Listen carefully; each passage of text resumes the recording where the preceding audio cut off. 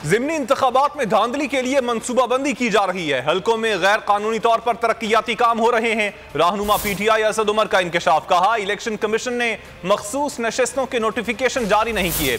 इन्होंने बिजली और पेट्रोल सस्ता करने का वादा करके अवाम को महंगाई की दलदल में धकेल दिया है। वाज़ेह किया कि 22 जुलाई को हमजा शहबाज फारिग हो जाएंगे। अवाम ने फैसला कर लिया है कि इंपोर्टेड हुकूमत को तस्लीम नहीं करेंगे।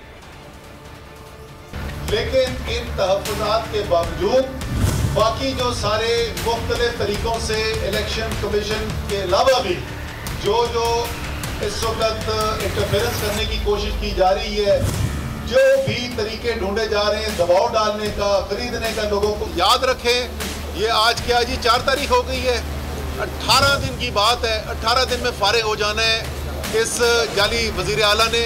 तो अहकामात भी जो सुन रहे हैं, ज़रा सोच समझ के सुने। ये जो कुछ भी कर लें, लेकिन अवाम फैसला कर बैठी है, कौम फैसला कर बैठी है कि हमने इस जाली इंपोर्टेड हुकूमत को कबूल नहीं करना। सब्सक्राइब करें और बेल दबाएं ताकि कोई खबर रह न जाए।